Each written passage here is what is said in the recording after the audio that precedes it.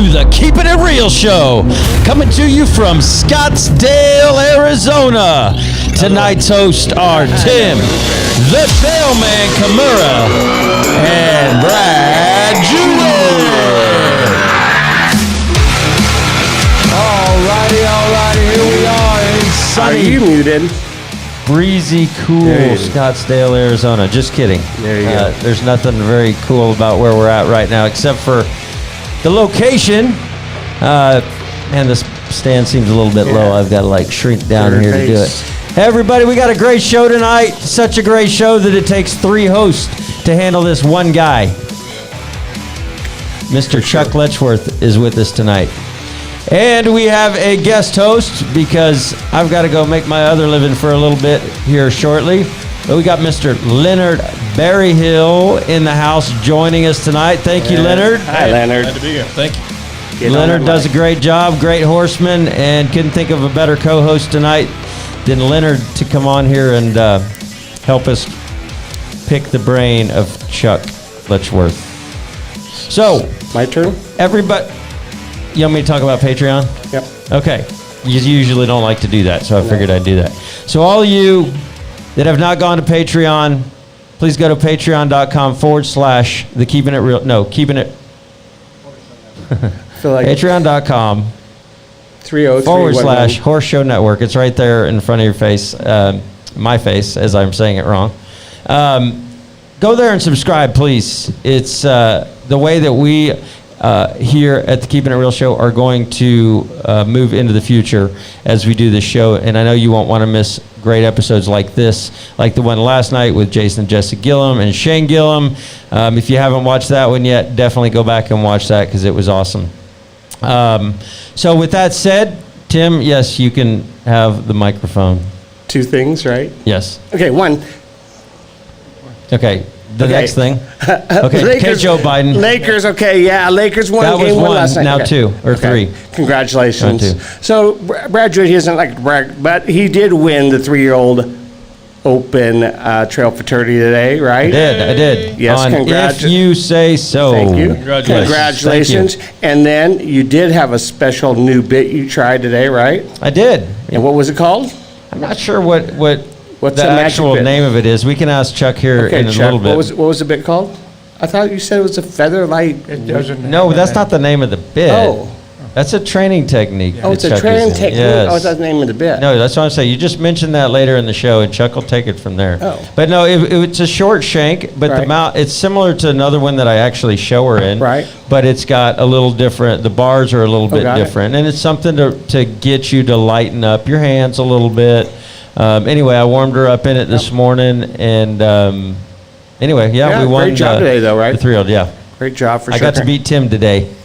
Yeah. Jason was talking about that's his favorite time when he gets to beat Tim Kimura. Oh, you guys. And I got to knock him off his high horse with the Lakers winning last But night. you know, so it was really there was a lot of wood out there today, right? You know, my gosh. I thought for a 3-year-old especially, a lot of wood. my thought process was I thought it was like the last big 3-year-old class of the Yep. of the year, year. right? Without Yep. Congress and stuff, and it's October or September, I guess.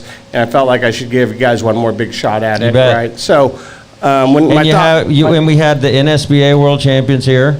I think the ones from Georgia was right. here as well. All the big 3-year-old classes. It so felt like we've had so far. I thought it was like the finals for me, so that's Yeah. why I did it that way, and it was a big course for sure. It wasn't very high, but it was a big course. I mean, Yep. I made you guys lope a lot. I made you show the side pass. I Well, the made you first set of lope overs had 6 and 4, 5, 6. 11. 11 lope over poles. And they weren't straight line. It was like right. pinwheel, straight, You had to make then some another choices. pinwheel. Right.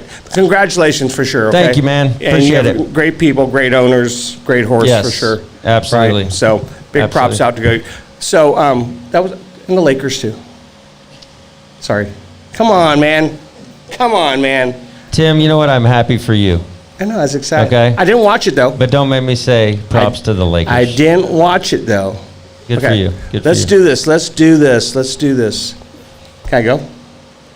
I think so. Yeah, without further ado, we have to give this a proper introduction. Before we bring this man on our camera, ladies and gentlemen, the Chuck Letchworth. Hey, Chuck, we have a $75 gift certificate for you tonight to Chuck Letchworth, C. Yeah. Letchworth Bits and Spurs. We do. We do, what do we get? Maybe we'll get you another golf club or a gift certificate for a golf club or something. Yeah, yeah. Nice hat, matches, Yeah. right? Wow. That's right. That's right. Rock Chuck, and roll. Chuck, welcome. Really appreciate you Glad doing to be this. here. Really Yeah. appreciate you doing guys this. asking. You know, like both these two guys, I appreciate you guys taking time out from your golf game to come here because I had a feeling you guys were going to play golf today, and I said, no, you guys can't golf today. You guys got to come in here and work the show. Heck yeah. So, super appreciate that. So, Leonard, you ready? Sir. Okay. Rock and roll, guys. I'm going to go back to work. Okay, Bradford. Get back to work. Job We'll see you in a today. little bit. So, Mr. Chuck, I mean, your history is so intriguing. So, let's talk about where you were born at, and let's talk about your parents and that lifestyle back then. How's that? Well, Rapid City, South Dakota. Yep. Speak right in that mic. The times in that, after the war, during 46, 47, in that area there, times were a little tough. My dad was a horse trainer in the military. He trained polo horses, plus he did all the remounts. They did over, I think, 17,000 remounts Wow. went through Fort Robinson, Nebraska. And at the end of the war, my dad's heart was broken because they destroyed most of those horses after the war Wow. because of the amount of horses in the military not being able to use them. Wow. So they were taken to a pit, Really? and Destroyed, huh? yeah, they had to. Yeah. Wow. I mean, Chuck, that will was you- the will only you- out will- for Will them. you clarify one thing? And I've heard this all my life, and other people may have heard this too, but define remount. I've never understood really. What Well, is you a have remount? you have to have another horse. Okay. That's another horse. You get, the remount is getting another horse. Is your that doesn't second wore out. horse? Is Yeah. that, what do you mean? But that's to remount the soldiers, you know what I mean? That's Uh-huh. the way that I've always understood it, as what So, it was. Do they have two or do they There have was, three? in other words, they had, the government owned all of the studs at that time. They took over all the studs, and they, like Man of War and all the famous racehorses, those horses ran in the wilds of Nebraska just breeding mares, and they Really? gathered horses from all over the United States. And my uncle handled and rode Man of War, you know, those kind of Yeah, yeah. horses.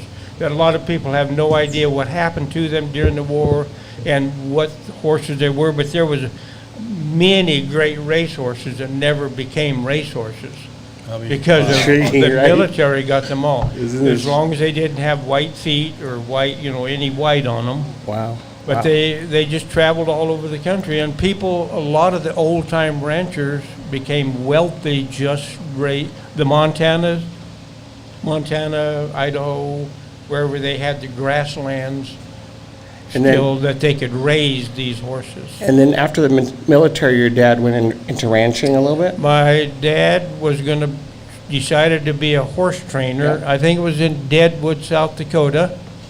And not too long after the war, the bottom fell out. Horses that were worth $150, you couldn't give away for 12. Wow. So that's when he changed and went off into, he Right. did a lot of ranch Right, work. right. So I really like you to tell us a story about your mother, so, and her family and stuff like that, about going to school and stuff. Yeah. My mom and dad met at Fort Robinson, Nebraska. I've done some math, and my mom was pretty young when they got Yeah, married. yeah. So they don't talk, they never did really talk about that Yeah. much. And right now, my mom just at the verge of not remembering things. Yeah. She's 94. Yep. And I spend as much time with her Okay. as I can, but I enjoyed my parents, even though in today's world they would be classified as abusive, Okay. you name it. Say you got your butt whipped a few Yeah, times? right. But I absolutely adored both of them. Yes. Obviously, I got mad at them and Was that left home like- a time or two, but Was that day they had like a belt or something like that? what's that? Like, you guess spanking or something, or what? Spanking? Spanking, like belt? He got Go whipping. cut you go cut me a willow, Do we need and if you evidence? bring it back, and if it's not big enough, we're gonna use that one up, and then you go get another one. Oh. So you never made the mistake of getting the wrong one, but here's what the deal was. Okay, I really tried to not have to go get the willow. okay, very good. I mean, it made me, But, go ahead. I don't know exactly what kind of person that'd be, but I'll guarantee you, it made me do a lot of thinking before I did stupid things. Okay. So- Knowing that I could get my, as we call it, a spanking. But, okay, I appreciate that. I'm trying to visualize that a little bit. Yeah. But what was really intriguing for me was them going to school. Can you talk about that a little bit? Going to school, well, obviously, my dad went to the 4th grade, Right. and then he left home in Tennessee and went to Wyoming and got a ranch job when he was in the 4th grade, because he was the oldest one of the family, and his dad died. His dad was a vet, Yep. as what you could be called a vet then, because he Right. was military. But Mom raised in Nebraska, Chadron, Nebraska. Yep. They kind of had a family farm with all of her, families were very big back then. She had like 14, 15, or Wow. 13, and then her mother had 8 or 9 Yep. siblings, Wow. so there was, Yeah. so they lived out on the ranch, and there were, before vehicles were affordable Right. and roads for people to drive them on. Yep. So her early upbringing was oldest of 11 or 12 Yep. kids, Yep. taking care of those, going Wow. to school for the first 8 years of school, and she swears up and down she only missed 1 day of school So, because she loved to go to school. so tell me She how. had to ride 5 miles, Yeah. 3 fences, wire gates, 2 to 3 kids per horse, go to school, So- come back. So they wake up in the morning, they do their chores, 2 or 3 children per horse. Right. And they ride through 3 gates. Yeah. And they get to school, they tie their horses up, water them, and they go to the classroom. Right. And they come back at lunchtime and water their horses again. Yeah. The horses, Tied up. obviously, the horses were always taken care of first. And what did chores before you left? What did that entail? The What were your chores before, chores? What were your all the morning cows, chores? the Milk the pigs, cows? the feet, everything, Yeah. chores. Chores to, if you have 11 or 12 kids, they Some food. create quite a few chores themselves. You Yeah. got to get them all dressed, all the Yeah. shoes on. You got, and then you got to do the regular chores. But supposedly, my mom was my grandfather's favorite. So she was, wherever he was, Wow. that's where she Right. went. So that's, I mean, just, I was talking about watching some westerns and stuff like that. If Yeah. it's Bonanza, Big Valley, some of those other ones, Little House on the Prairie, and some of those shows back in the day. And I mean, this is just real life. This was in the 40s. Yeah. This was in the Like 40s. real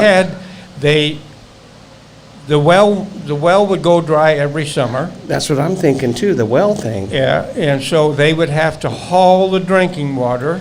Wow. And as it got further into the summer, this well would dry up, and then the next one would Yeah, dry yeah. up, and then they'd have to go all the way to the river and bring water for all the stock and family home in a wagon.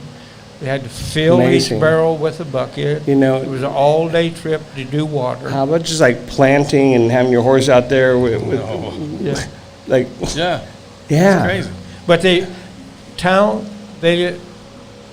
you didn't go to town. Right. Because town was maybe once or twice a year they would go to town. Well, no Costco. Okay. Yeah. Okay. So then, when you grew up yourself, how about you growing up? And tell us about your childhood a little bit and stuff like that. My childhood was, I guess, just normal Yeah. normal for that time. Yeah, When yeah. when I was 5 years old. Yep. High I- school. My dad we were building stock dams. Yep. And we had a cat in the can and a ripper. And my job in kindergarten Yep. was to rip the ground Yep.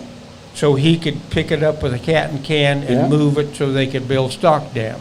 So I would have to, with both, I can remember both feet on the clutch or on the brake and both hands on the pedal to try to keep this thing going straight. And one day a guy came up to me, or not to me, to my dad, and he said, "George, that cat is going all by itself." He said, "No, Charles is on there." Oh, jeez. Because I was so small, they couldn't, from Wow. a long way away, they Couldn't see couldn't you. see me. Yeah. But that's what it is. So keeping your kids at home till they're 15 or 16 before you let them work Right. is not a good idea. Yeah. Start them when they're agree with 5, that. 6, 7, cleaning stalls, doing something. You know, we just talk Good about that for all it. the time, just our work ethic and stuff like that, learning to appreciate working and just having good bones, Yeah. right? Well, yeah, and that's, It's a different era right now. I have a lot of similarities to Chuck's Yeah, lifestyle, yeah. though I was probably, what are we, 12, 10, 15 years apart in age? And I grew up Similar. kind of a lot of similar, more modern, Yeah, yeah. a lot more modern Right. amenities that I had, Right. but a lot of similarities. Sure. We learned, I went to a little country school, or Right. for all 8 grades were in one room. Yeah. And I Yeah, didn't there was have an 5 indoor in toilet till I was 8 years in our old. so- school. Right, I came from a small grammar school too and stuff like that, and just, I was out farming, we were in farming land and Yeah. stuff like that. Yeah. And we had a few horses and stuff, and that's how I learned too, but nothing very big, right? But pretty interesting. Okay, so. But it's, Go ahead. but growing up, I don't know, it was just a gene that was born in me. Yep. I was asked when I got a little older whether I'd want to have a car or a horse, and I opted for the horse. Yep, Because I didn't need a car, because I could walk back and forth to school or walk to town where we lived in Lander, Wyoming. So a horse is more intriguing because I wanted, that was my transportation. right. And then later on, when you're 17, you go to the war, you go Yeah, Vietnam? I joined the Navy. Navy, Here's Navy. what I forget exactly what caused it, but for some reason or another, my dad cuffed me on the back of the head when I was 17, and it sounded like my head was in a barrel, because his hands were twice as big as mine. And I asked him, I said, "Do you think it'd be all right if I joined the Navy?" And he said, "Maybe they can teach you how to say yes sir, no sir, but 'cause I can't." But I obviously did. But it was, he thought it was time for me. He said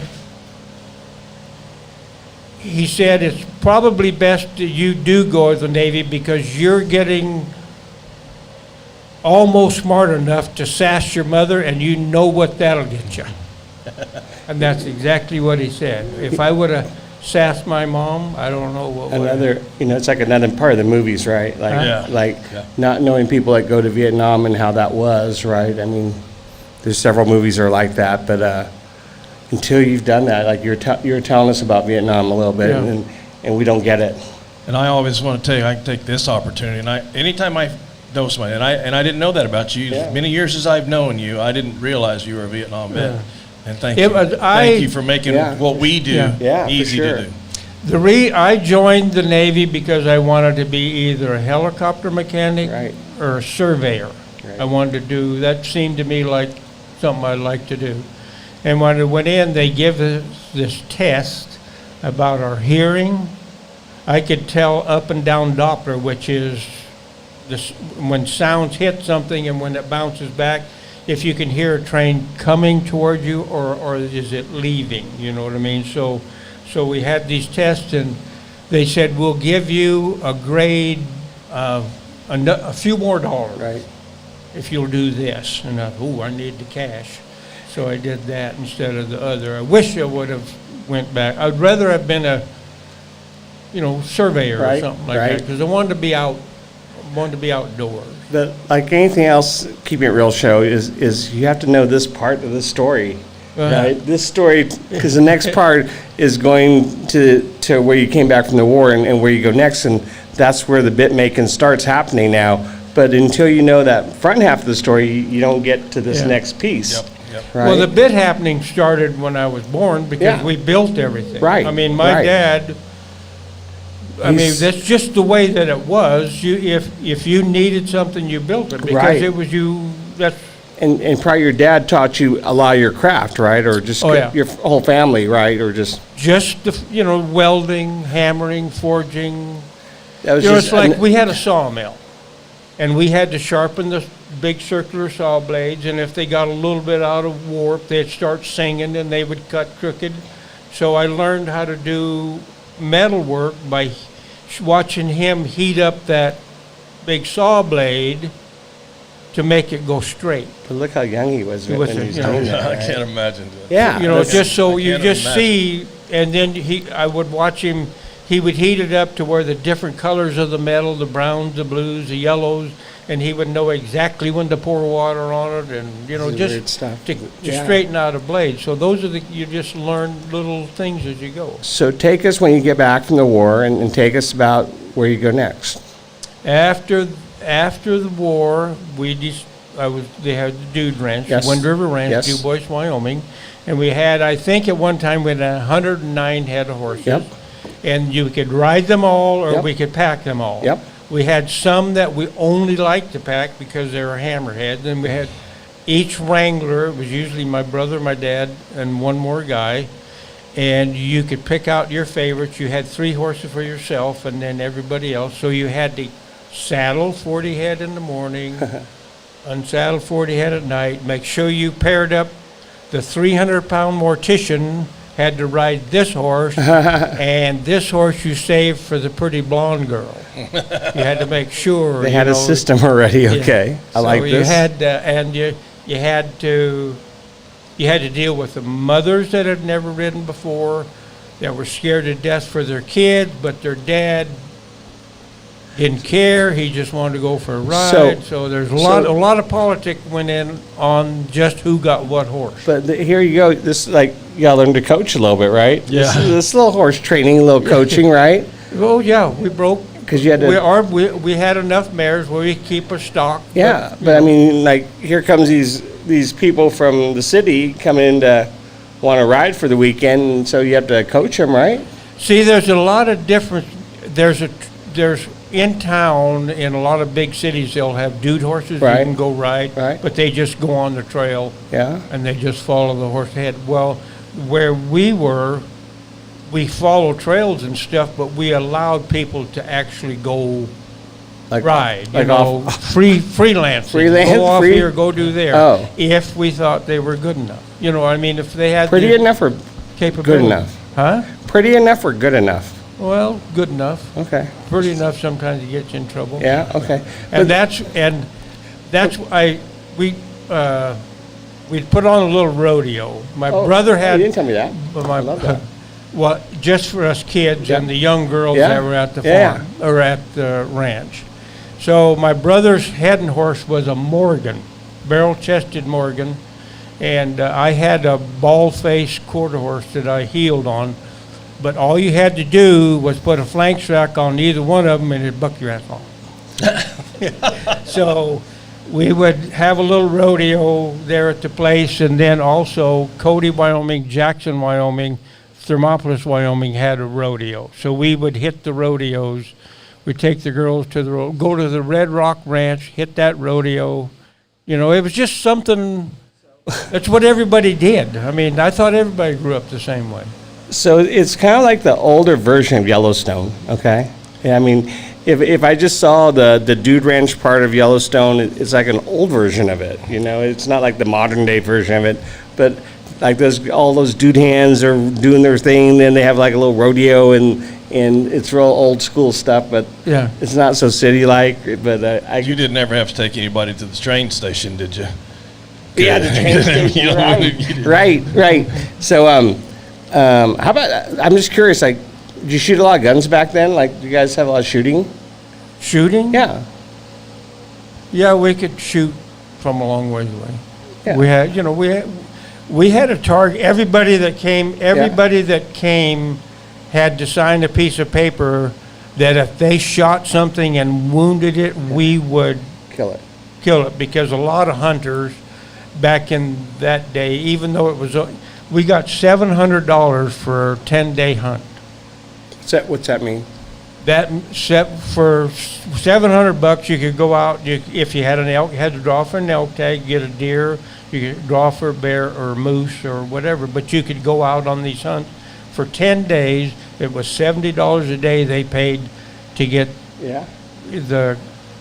Wow. from the base camp to the spike camp. Yep. This is all horseback. Wow. Wow. So, and today that same hunt is $10,000. Wow. Wow. So what a huge difference. And so It you- was so a lot you- of shooting because that's where you made your money. And you did this for like 7 to 10 years? Actually, yeah, more. Just all in all, through my growing up, I've Right. always. That's what we eat. Yeah, yeah. Yeah, we didn't kill the cows; we sold them. So We then, ate deer and moose and bear. so then we're gonna move a little bit, right? But we're still gonna go to another dude ranch? Do To yeah? Canada? the- Talking well, about then shooting we. guns. Like I told you, like what happened was Wyoming used to be Right. a closed Right. hunting. So in order to hunt in the federal lands, you had to hire a guide because they didn't want anybody to get lost because it's huge country. You know, it's 500 miles Right. across. So, but then somebody squawked and the government decided that it was federal land, anybody can hunt. So they opened it up to what we call the flatland gut hunters. Well, they invaded our hunting area. You know, we packed a cooked wood stove that weighed 800 pounds, 17 miles tied between two horses, and we left it there, and the rules were that when you broke camp, nobody could tell that you were there. So it had to be just exactly the way it was when you got there. Well, we had to dig a hole and bury this stupid stove. But anyways, because my mom was a cook. Yeah. We took two 10 by 12 tents and sewed them together. That was the cook tent. Mom and Dad lived in there. We had pup tents for all the hunters. We chopped, no saws. It had to be either a crosscut saw Yeah. or an axe. And you had to cut enough wood for 34 days with all those tents and cooking and You know, this right before we started the show, you were telling me about this movie we're gonna write about you. You're definitely right. We should make this movie, right? Or at But least just think of this. You've got, let's say, 10 hunters, you got 4 guides, you got your mom and dad, and you have all the horses that you use to pack everything Yeah. in. Those horses were turned loose every night.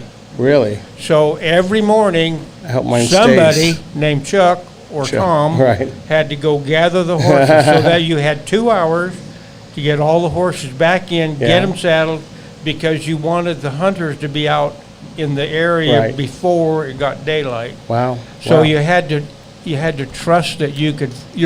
The horse that you rode usually took you to the bell mares. We'd Wow. had 2 or 3 bell mares, and the horse could take you right to where So- the horses were. So from there, then do we move to Canada from there? We went when they opened it to everybody. We moved to Williams Lake, British Columbia, That on the seems odd. Triangle S Lodge. It was, I think, 27 miles by paved road, 40 some miles by gravel road, 12 miles by dirt, and then get in the boat and it's 60. I think it was the lake's 80 miles long, and I think it was 60 miles by boat. Wow. We had to go up to the lodge. Wow. And then was it similar to the other ranch what you did there? Did that? I said, was it similar from the Triangle S Lodge versus? Yeah, versus- other than the fact of remote location, Right. because we had to bring in, we floated the horses Yeah, up by barge. yeah. We had to bring the propane up, we had to bring the gasoline yeah. up, we had to bring the boats up, we had to bring the motors up, so it was a chore. This place was in a remote location. Oh, The yeah, first yeah, place, yeah, it was yeah. in town, Yeah, South yeah, Lake, yeah, compared yeah, to yeah. this. Okay, I'm getting it. Yeah. I'm getting this. Okay. But now, you can drive there by logging roads. Okay, so now watch this. Okay, so from there, as the story goes, okay, tell me where you go next. Well, I'm back down flying Watch hell. it. I needed something to do. So guess what he does next? So Okay. I went back down to Hatch or El Paso and flew helicopter. So he's going to El Paso now from Calgary. Yeah. From BC, he's coming to El But that's Paso where to the do flying- commercial helicopter Yeah. license. Well, I got that in Roswell, New Mexico. Okay. That was my first family, Sharon and the kids, and they were an awesome bunch. Matter of fact, my two, Denise and Warren. Warren builds bits, but he loves animals, and he right now is managing a goat farm that raises more goats. The show goat. Oh, yeah, yeah. The more, Okay. whatever they are. $50,000 Yeah, goat. yeah. Never heard of such a $10,000 thing. goat. $5,000. And so, But that's what he's doing. so when you're doing the Huh? you're spraying when you do the helicopters? Is that Well, construction and crop dusting. crop dusting, like the peppers you said, right? Yeah, everything, yeah, whatever whatever? it was. Trees, pecans, And how long did you do that for? till I got tired of it. I don't know, 5 years. I quit. Probably after 5 years. I want to go back a step. Okay, yeah, for Because sure. All day, today, all day, earlier all day, today, all day, I didn't all day. know I Yeah. didn't know I was going to Yeah, be here. yeah. But all Chuck day. was telling me a story. I believe it was this morning about this barge that you guys, or the boat Yeah. that you guys took up the lake Well, we had the horses and on. had the horses Yeah. on. Tell this story because I thought this is so Yeah. interesting. We had to barge the horses up. We had Yeah. two barges. We had a pontoon, and then we had the barge that we could put the equipment in. But the horses went on the pontoon, and we just built a fence around it. You tied the horses. You had to tie the horses because if they got all on one side, it was a wreck. Right. Yeah. So we got The in a ballast wind, went a little nuts. got in a Right. windstorm Right. so bad that there was so Jeez. much sail effect that the barge was Like bu- going yeah. wherever the wind was taking us. So we was steer it towards a place because the lake is sheer rocks except for a few areas where you can land a boat. So we had to jump the horses off the barge, No. swim them to the shore, Oh, geez. and then we could stay. My dad stayed up all night. It kept the barge from beaching itself. Wow. They're just silly things that happen. Okay. Normal. My Nor- dad went to town in a 21-foot cruiser, and he was coming back home. It was after dark, and he hit a dead man log that you couldn't see, Yeah. and it busted the Rudder? drive right off the boat. And you know how he got home? 2 oars 2 oars. and a bedroll Wow. tied between 2 oars, tied up on top. Wow. 26 That was foot his boat. sail. He- That was his sail to make it. Took him all. Another all- movie, huh? Oh, You yeah. said this movie Oh, like, yeah. right? Yeah. Movie like. It is. Wow. Con, you got any music over there? I'm going to rapid fire him real quick, and then we're gonna get to the writing next. So I didn't tell you this part, but you're gonna go with me on this. So I have like 12 questions that Leonard's going to ask you. Okay, your buddy Leonard. He'll ask you 12 questions, and whatever comes to your mind, answer. Right? Okay. If you can't hear it, we'll try to say it twice. Okay, Leonard. Oh, rapid fire. It's time for our rapid fire questions. I thought we had to do that. Yeah. So we're ready to go? Yep. Chuck, if you could travel anywhere outside of the U.S. or Canada, where would you go? Outside of the U.S. or Canada? Switzerland. Switzerland. And why? Reminds me of Montana. Okay. There you go. That's good. What do you like to eat for breakfast? Bacon, egg, and cheese breakfast. McDonald's. Man, you and I got so much in common. Okay, so here you and I got, this is for you and me. Which is your favorite golf club? My favorite golf club Yeah. is becoming the driver now. It's becoming your friend again. Huh? Yeah. No, I like that. And what type driver are you using today? Right now, I am using an Epic driver that my son-in-law broke. Wow. Not one you bought back from Butch Campbell, was it? No, no. But it has a senior shaft. Went from Hey. stiff to senior. There you go. That'll help. Where is your favorite golf course? Probably Hawaii, Charles Schwab course, whatever it is. Oh, that's I've never gotten to do that. I so haven't don't know. played enough in the West Coast, like California stuff. I'm sure that I would love them there. What is your favorite tool Favorite tool? in making bits? The forge. I get that. What does Gino ask you the most? You got any orders yet? Got the orders done yet?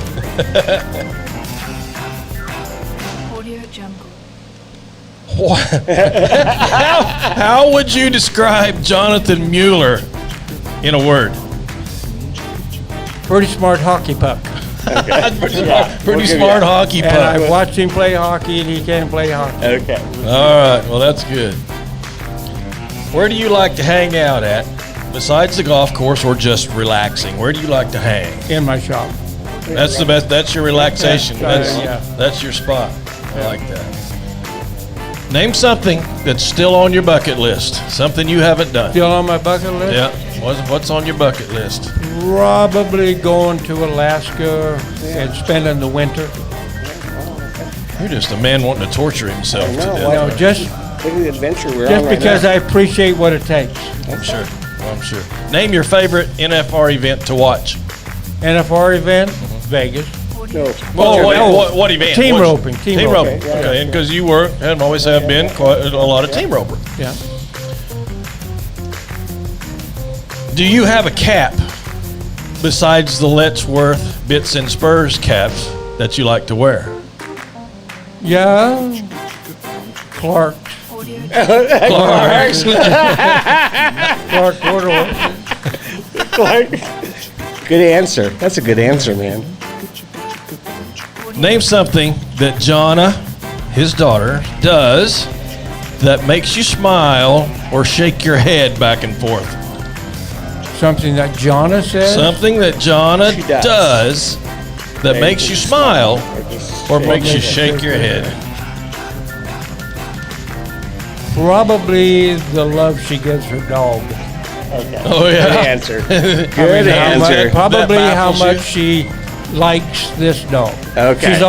She's always had a rawhide. You know what I mean? She's had a dog that she dearly loves, and I'm thinking, where did that come from? Answer commercial, Coda. Great job. You did Great good on job with that. rapid fire. Okay, we'll come right back. We got so much to do tonight. We're gonna be here for a while, guys. Let's do it. Yeah. Kona Cam, bring us out. Camera's on.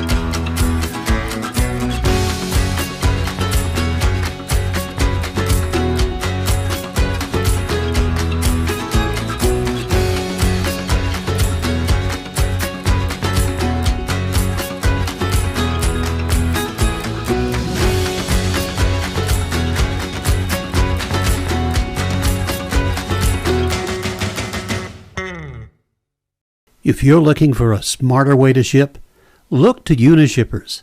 We've been helping small to medium-sized businesses cut their shipping costs for more than 30 years. You'll get significant savings with UPS and more than 65 LTL freight carriers by leveraging the group buying power of our 90,000 plus customers. Unishippers is a one-stop shop for reliable shipping, significant savings, exceptional personal service, and easy online logistics management. Let Unishippers deliver for you. Call Mark and his team today.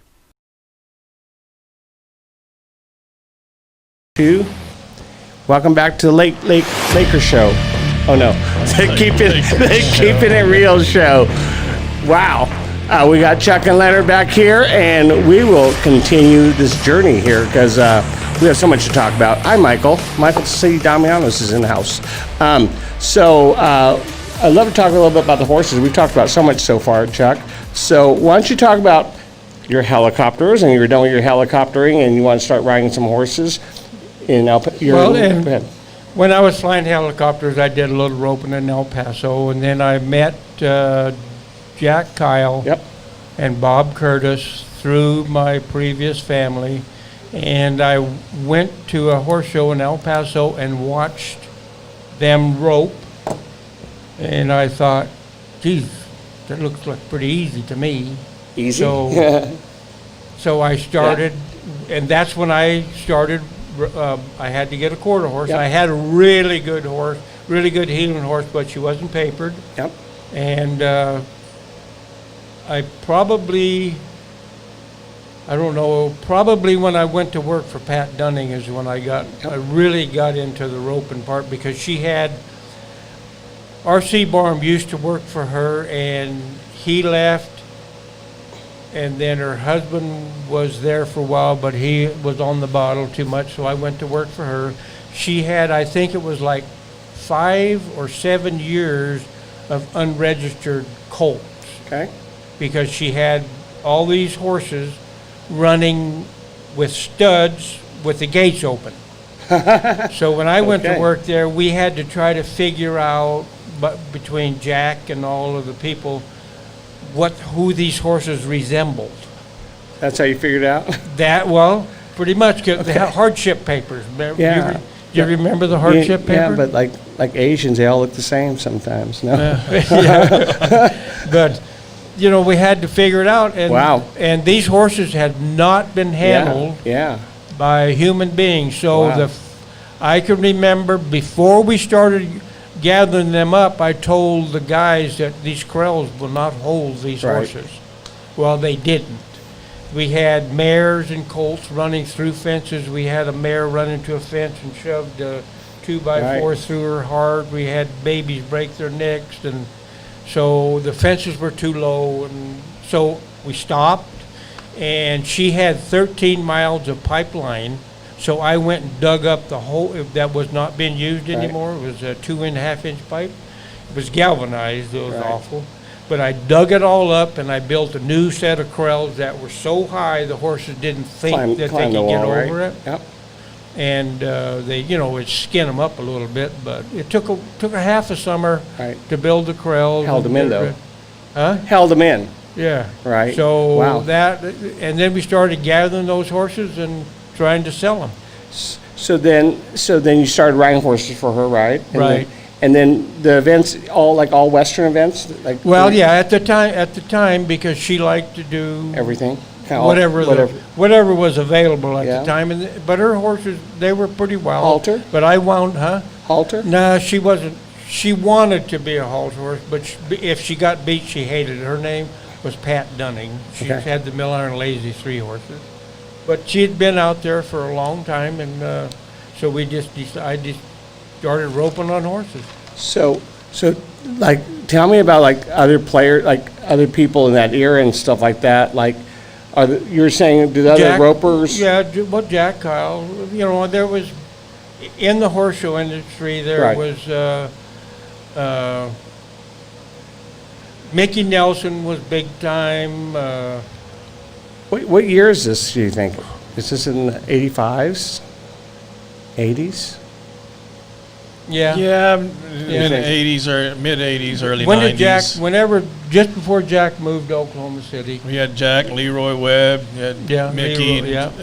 and well, John T. Miller, Bowman, people all like those that. guys that were PRCA guys and So horse show guys. when you start, let's say, showing horses, okay, let's say whenever you start your showing career, did you have any mentors that helped you along the way that, or did Well, you, yeah, were Jack, you- I would say Jack, I probably was Jack Kyle, Okay, not with the red boots and the Levi pants, because I was a Wrangler guy, but Okay. he was a Levi guy. But no, he loved horses. yep, And Jackie, I think, was just out of youth. right, Maybe even into college or something like that. But her and a girl named Joe, somebody, they roped very good. Yeah. Jackie was a very good roper. Pete all right. He was right you in know, that era too, right? Pete Yeah. was Right? in that Yeah, era because there she was too. talking about Pete in Yeah. here and stuff like that. Yeah. Oh, funny. So the family, and then with Bob Curtis, Yep. Bob, Tim, and Joe, a family. Bob So how long are you riding and showing horses in this? in that area. Yeah. 5 years, 10 years, 5 years. 5 years? About 5 years, and then I moved to El Paso. Well, while I was at Pat Dunning's, that's Yep. when I couldn't find the bits. At that time, you could buy a Oh, Slicer. yeah, right. You could buy a Slicer, you Right. could buy a Buster Welch, you Right. could buy a Crockett, you could buy, The Grazer, the Slicer, the you could Buster buy the Welch. Eldonian. Right. You could buy, the way they were making the horses go in the pleasure classes Right. that I watched, it didn't make sense to me, because we were showing 2-year-olds in a 9-inch shank, at the Texas Classic. And that, yeah, we were That talking was about that. before everything had to go in the snap. So why don't you just talk about that? We were talking about that before on the show. Yeah. About the people that were showing during that time, about the way horses would accept the bridle, use their memory or, Right. To me, there's different. The philosophy of training is the old. Like they used to take 5 years to get a horse broke. right? And they made them pack around. They put them in the hackamore. They put them in the snaffle. They had a big spade in their mouth. Yeah. But they kind of taught the horse to pack the bridle, and then they would add a hand, Right. and then there was a long process. So they were teaching their horses how to pack their head by the feel of what's in the bit or Right. in their mouth. Or do you have to make them remember where you want their Their head head to be, right? And the way that you make them remember it is over and over and over again. It just, to me, made more sense to put something in their mouth to give them an idea. If it doesn't feel right, then that's not where my head goes. I'll find out where it was. So is this where you learn to be creative and Yeah, I just created, I wanted to, because there were horses that were calm, there were Right. horses that were fractious, there were horses that were nervous, so I tried to make bits for those different types of horses. Are we to a point now, are we to a point somewhere where there's a thing called That's Where It's Bits yet? Is there a company yet, or is it just? I didn't start stamping my bits I didn't a while. start making bits, This is just your own private my stuff? own private stuff. Okay. And then they started selling, and if I was making $250 a month, or I could sell a bit that I could make in a day for $250. Right.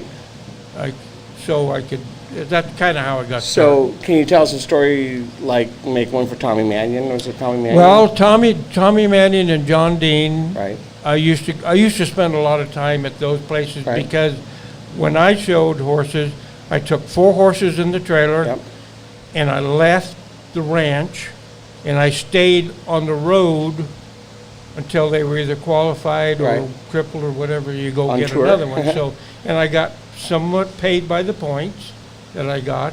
So it was just, so I would stay at Tommy Mannion, I would stay at Right. Jim Paul's, I would stay at, different places between horse shows. And I rode some with Tommy Mannion Yep. because we do the Farmington shows, we do all of all of New Mexico, And so I just spent a lot of time with them. And they were training horses different than the guys here in Arizona were training. So because who were the totally Arizona different. guys back at that time? Well, the Paul, Yeah. Jim Paul, Yeah. Al Dunning, Yeah. Cal Cooper, Yeah. Earl Bimpson. Yeah. We used to sit around chit-chat, and Earl would say, you got to make this vertebrae and this rib and that tendon and this eye and that Okay, jaw. okay. And, you know, because he had it all, Earl had it figured out. Yeah, Everything had a purpose. right. You know, each part of the horse, he said he could feel it all. And that's how he felt. Al Dunning was a different style. Al Dunning obviously did his with Don Dodge. Right, right, Al right. had a, you know, he could really explain it to Right. you. Al and was a great So we'd teacher. just chit chat and And then, like, how about the pleasure horse guys that, like, the North, what would you call the Ohio guys? yeah. Like, how did the bits in horses differ? Like, Well, these guys out here all use Spanish bridles, Right. or like the cutters would all use grazers, Buster Welch's or the Crockett. Those guys out there would use whatever they could to make their horses. who did Hang their head. who did you make the most bits for then back Huh?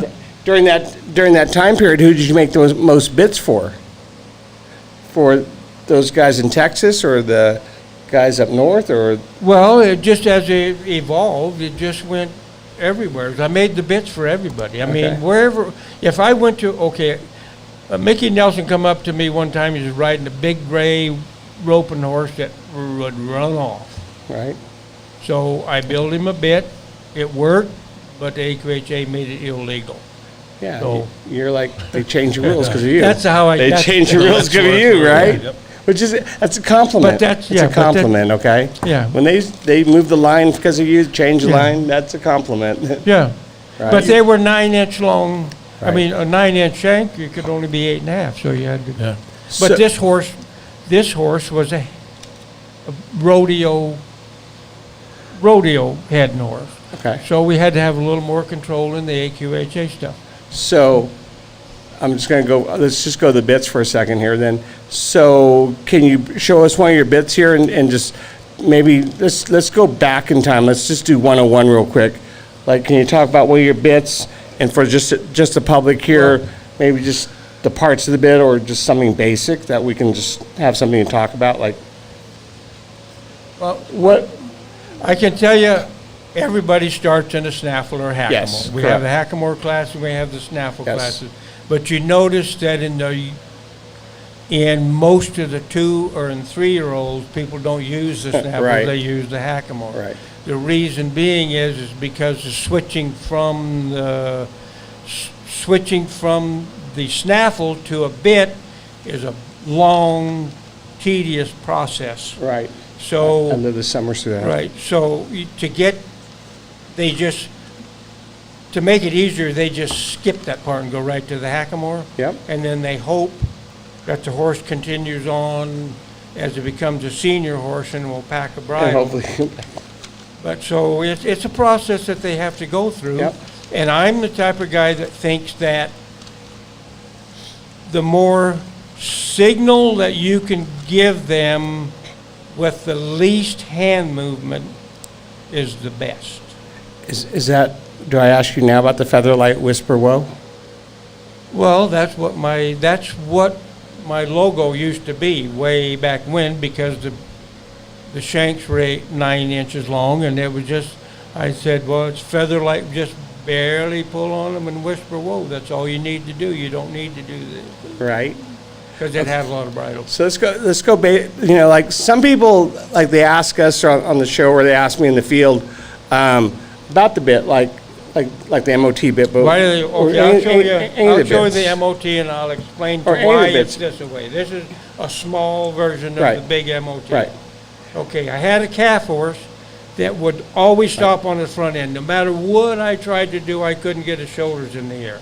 So I tried him with a grazer so I could pick him up, but I had no curb chain action. Even, no matter how tight I made the curb chain, it was still loose by the time the shank was back here. And if I straightened it out, If I straighten the shank out, then I dump them over. Right. Put his weight on the front Just end. keep your bid up a little bit. Just So- go that oh, way. Yeah, so- there you go. So what I did is I moved the mouthpiece forward. Yeah. So I could shorten the curb chain Yeah. up. And so when I picked up on it, it came in contact Yeah. right away. Right. And then, so the shanks are pointing back towards you. That's lift and not pull backwards. So we're- that's the idea of this, and it worked for me. It worked on all, that trail shank, that's what it is. Right. The MOT shank is that way. So I think one time we talked about, you and I, the relationship between the mouthpiece, the shank, and the curb strap, right? Like, Right. Those are three parameters that, Right, they all talk about the ratio, there's a fulcrum, Right. the fulcrum on, this is the fulcrum and it's how far this moves. Right. If you look at this, because it's so short to purchase, if you watch it move, it only moves so far. So the further you get up here, the more it moves, the more gag it has to pull pressure on top of the pole. So the ratio of the amount of pull is usually 2-to-1 on Right. most of my bits. right? So whichever one it is, this one is more of a traditional straighter shank Yep. with a little sweep. So if you watch, if I move that much down here, how much this moved, but if you take this bit and you move it if I move it the same, it doesn't cover as much ground. So the curb chain can be tighter with this and looser with this. to become So in contact. that's the thing you're telling me, like, that's one of the third pieces is, do you do a leather chin strap, a metal You chin have to strap? decide, you Yeah. have to decide if your horse is a bar, Yep. if he gets off the bar, does he get away from the chin? Or does he give him off of pressure off of the tongue? You have to decide what they like, Right. how So the horse, I'm gonna stop us. how we react. So, we're getting to the meat of this whole talk tonight, and I'll allow you guys, if you guys have a question about bits tonight, Conan, you can help me too, right? For the next 15, 20 minutes or 15 minutes or so, if you guys have a question about bits, I'll let you guys ask Chuck a few questions too along the way. I'm just asking him some questions because I'm greedy because I want to ask him my questions for sure. So here's where it is that if you guys want to ask a question, because I know when it comes to bits, I'm not the best on the bits, but Chuck sure made me a great bit. That's for darn sure. But if you have a horse that's fractious, Yep. goes like that, Yes.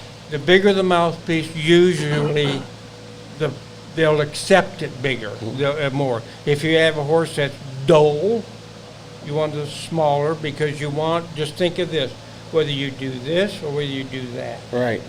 You get just as much signal doing this as you do that, the same pressure, but it's a totally different feel. So big is actually softer, Big. Yeah. Okay. I get that. because So but look- then also it has how, the purchase on top of a bridle is really important, how quick the It curb hits. chain Oh, yeah. engages because the curb chain is really only to put pressure on the horse's bar. So I want to switch That's to what it- Leonard for a second here, okay? Because now it's on your shoes. Okay. So, as a trainer, your hand, okay, can probably support a more severe bit versus like your amateurs or non-pro or youth sometimes, right? Don't you think? Well, I hope.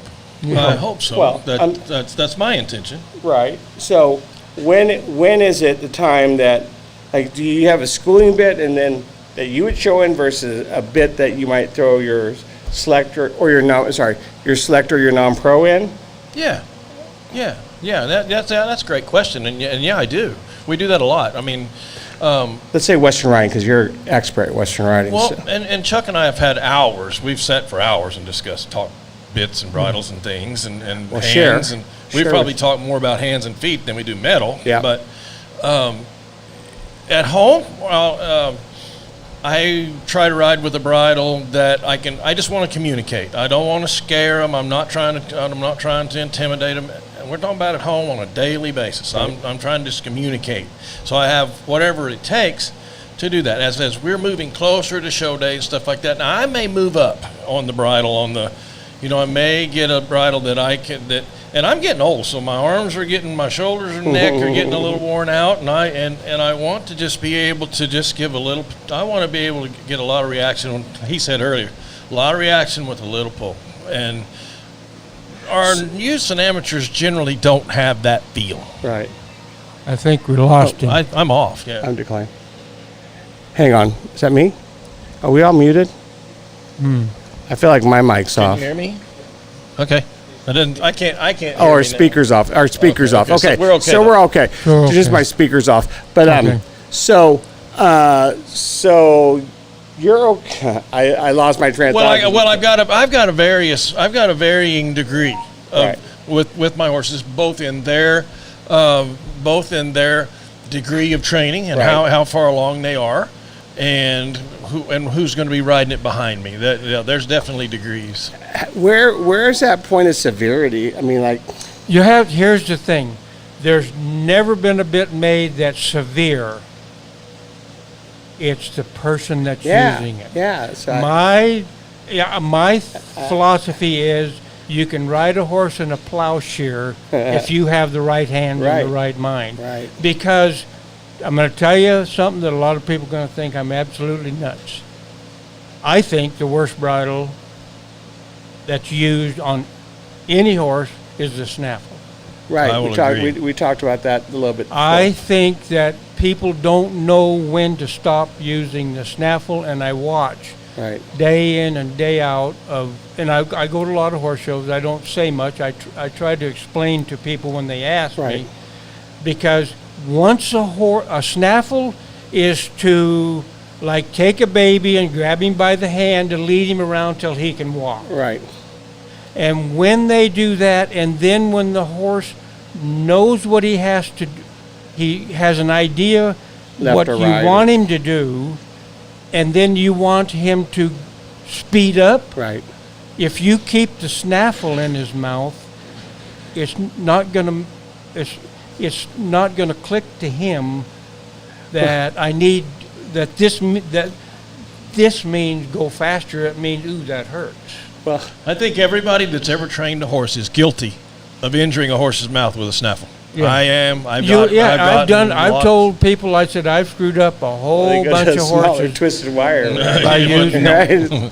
by using a snaffle too long. You have to graduate, and a lot of people will say, what's the best bit for transition to Snaffle. from Yeah. out of the snaffle?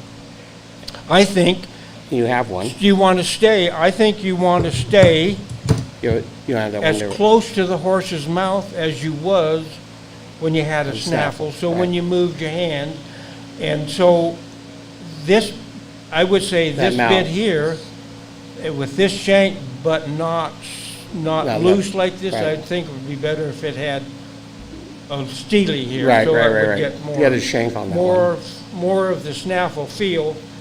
This should be rounded a little bit more. Right. This one is more of a. But further you guys down the sell right one train. that does that. Because Huh? I have one. I said, you have a bit that does that. No? You ever seen a bit like that has the other shank on? Because Tina uses You it. haven't seen it? No, Tina has one. Yeah?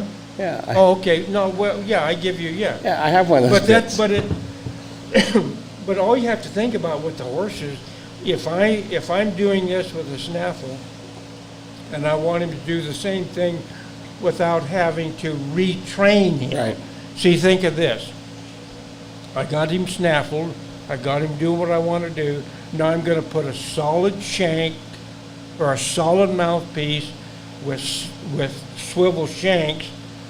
That is so different to the way it does, what it does in the horse's mouth. Right. Because the minute you put curb chain pressure on, that adds to what you've never done before. So Right. here's what you gotta do. You've gotta take a horse that's getting away from the pressure, and you put a curb chain on him, and you pull on it, and it goes like this, and he puts his head up, and you go, what you done him? But he just did what you told him to do. Right. You put a curb chain on him. Right. There's You like a put a- third piece coming into play, right? Right. You know, it's funny. It's like tools, right? These are the tools that you're using, Yeah, right? sure. And it's like trail. Like I have my toolbox out there, and I know how to use them. In the right hands, it's great, but in the wrong hands, it's like a cluster. it's- It's yeah. a mess. Yeah. It's a hot mess. I think this bit, using the big fat wide leather curb chain, so it Right. feels it here, but he can still feel the bars. And everybody, well, it used to be able, you went from the snaffle to the tom thumb. Right, Some- right. no, we go from snaffle to a correction, a short Yeah. shank correction with a But- leather curb and strap. then this bit right here Yep. is very, very comfortable to a horse because it fits his mouth. Yep. A little something to play with. But it is, I think it's going from a snaffle to this is too big of a step. Okay. Now, if these had a little bitty short shanks on it, it Yep. would be okay. But I would ride it around a day or two without a curb chain, and I would here's the thing. You put a saddle on a colt, you tie it to the fence, and you leave it there 5-6 hours. And then you take it off, and then the next day you put a saddle on them, and you leave them saddled. All your old horse, you leave them saddled. But everybody takes the bit out of the horse's mouth. I go, what the hell are you doing that for? It's got to be on there as long as Right, the saddle is. right, Leave right, the bit right. on the friggin' You gotta horse. pack Oh, it. he'll hurt himself. He'll do this or that. But if you put this in the horse's mouth and let him get totally used to it before you go on, that will eliminate a lot of things. If you They're just going to bump leave- it, but they're going to get over the fear of it Right. a lot of yeah, times. how many ropings have you gone to and your horse stood there 8 hours with a bit in his mouth? Oh, yeah, lots. As long as they And didn't chew they my reins up. they don't chomp on the bit. It's there. That's what it belongs. So what I see in the field, okay, is either the correctional or the correctional cathedral, okay? I see that a lot.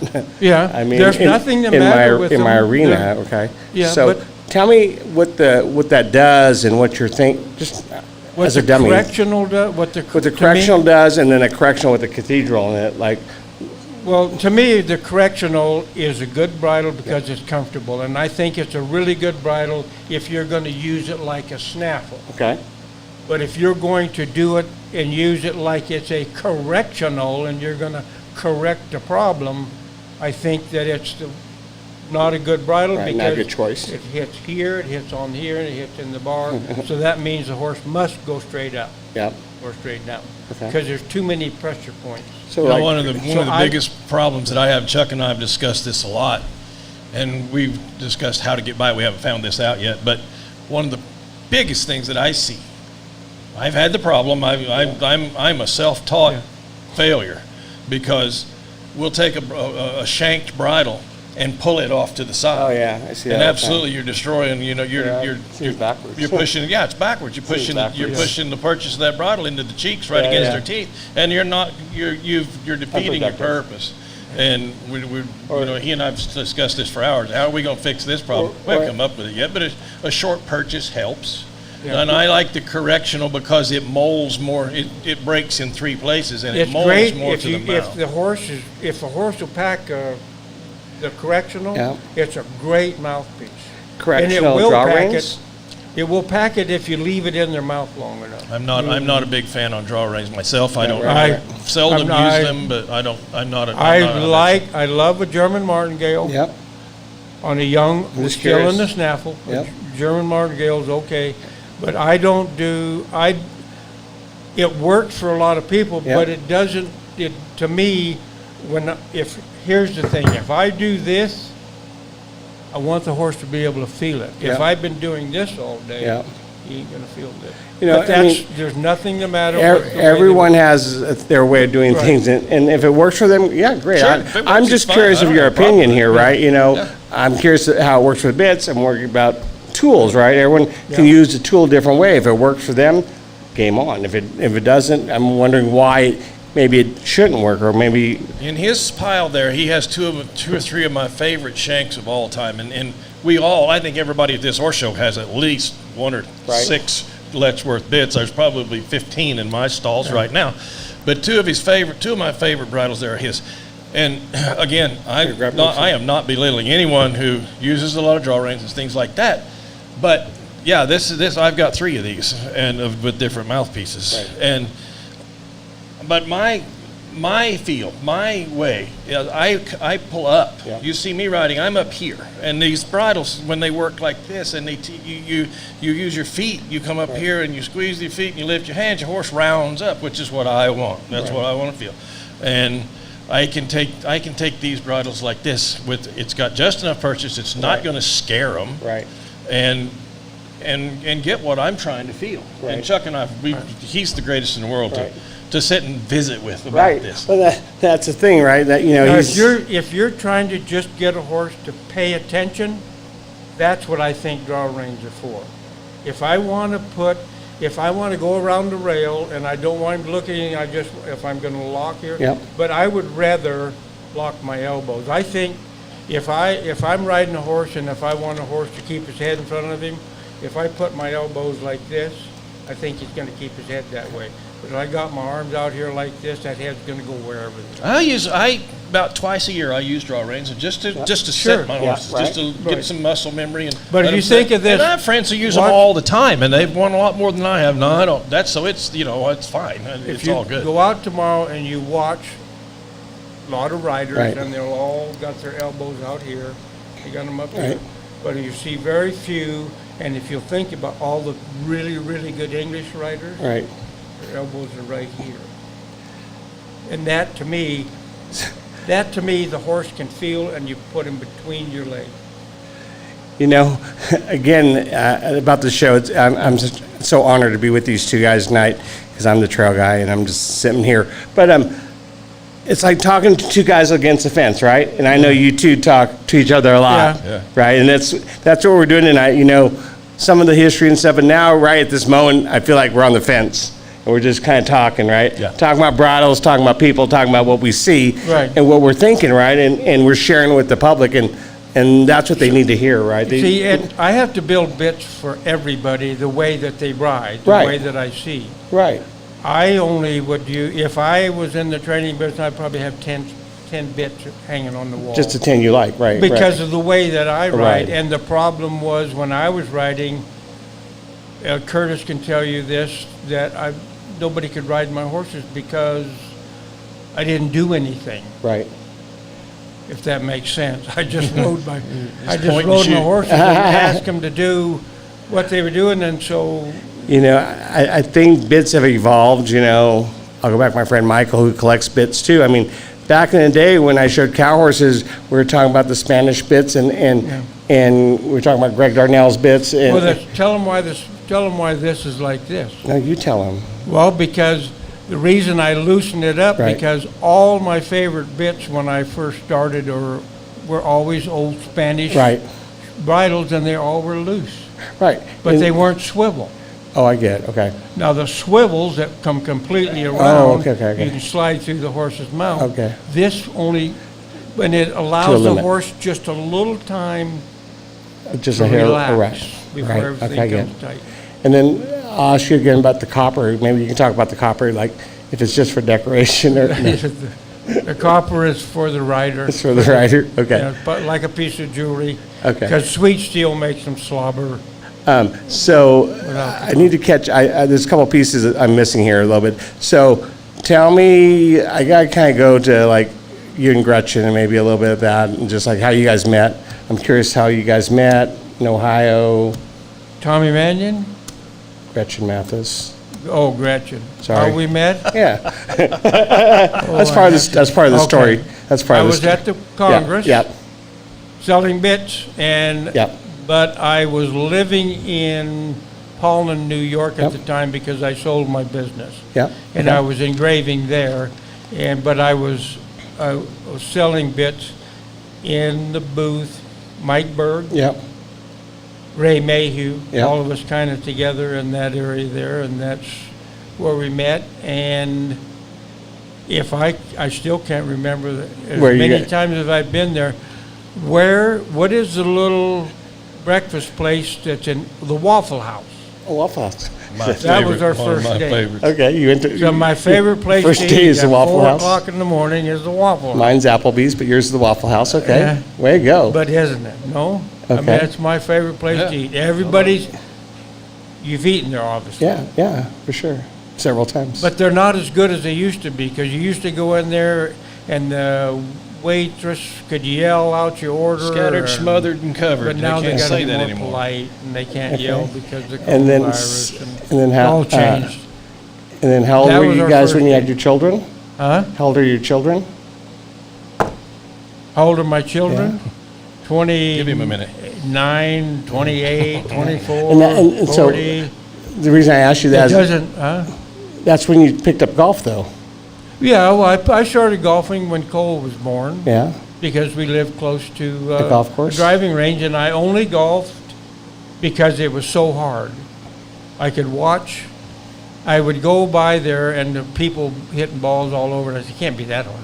Can't be that hard. So Holy I hand go, grenade. Are you and kidding me? it's not that hard to be a decent golfer, but it's extremely hard to be a good golfer. Yeah, that's the truth. That's the truth. But I mean, now listen, think of this.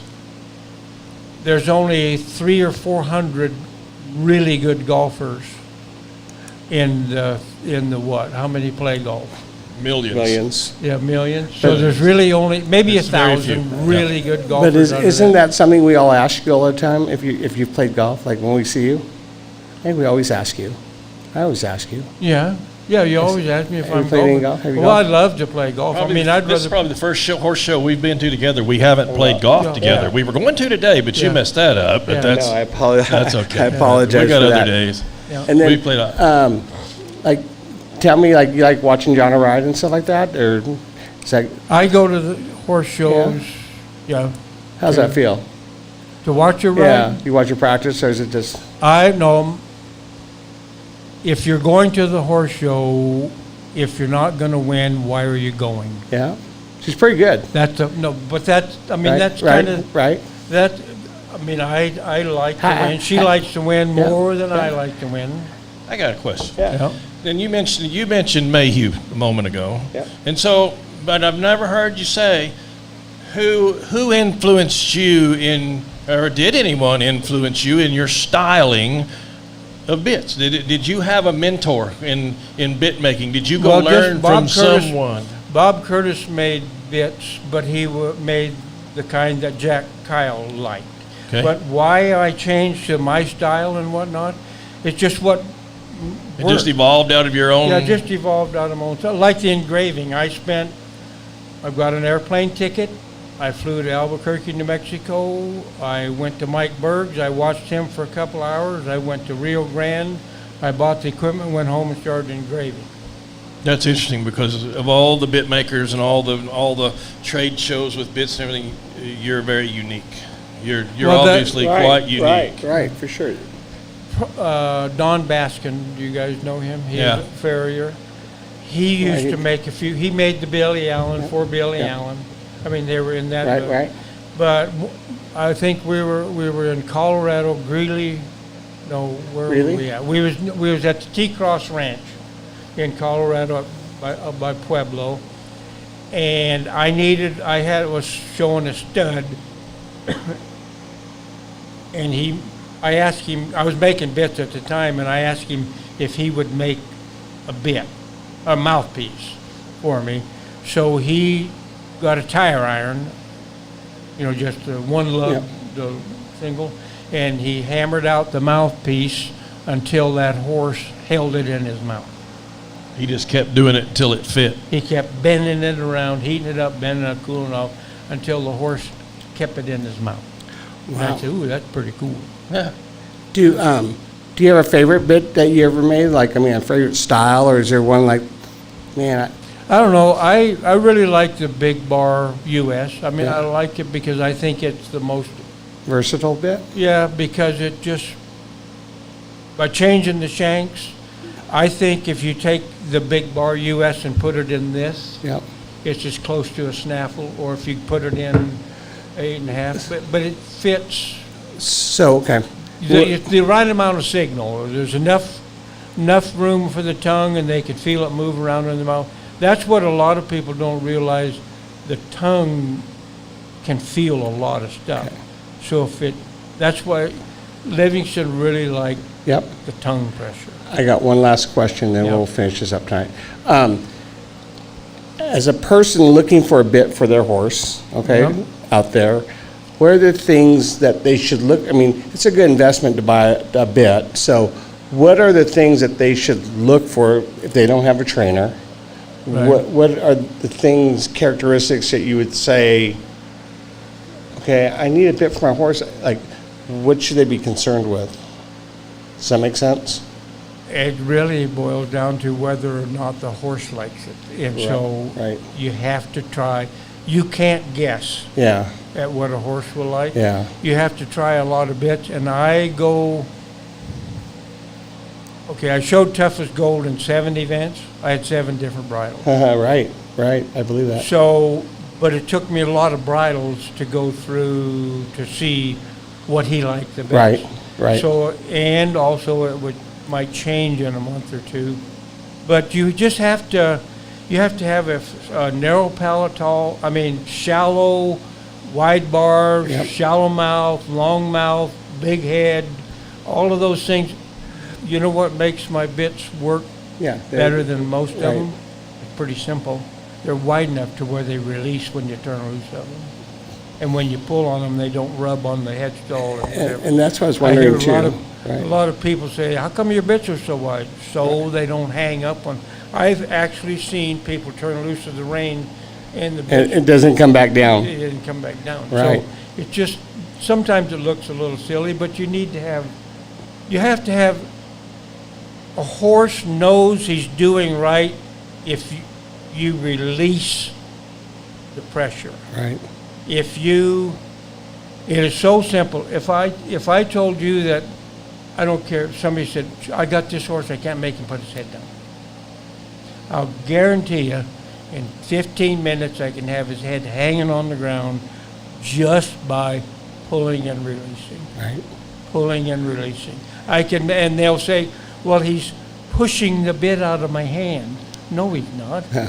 He's getting comfortable. He's not Yeah. afraid of what I'm doing. And that's the thing, right? You know, this man's made so many different bits for so many different horses, and that's, the public wants to know, like, how to figure out what bit to make, and like, he can see it so fast, right? That's why I own so many of them. Right, right. I have to experiment with every horse. You have to be lucky enough to get the right one. Or- I can watch a horse go around Right. and see this and that and help them with it, but it's really more about fitting it Right. to the, you have to just build the bits to kind of Yeah. fit all the horses. You know what's nice about Chuck? He's always hanging out, and you could always ask him, right? Oh, yeah. Chuck's he's always everywhere. he's always around the barn, or he's standing by the arena. Look for Jonna first, right? Exactly.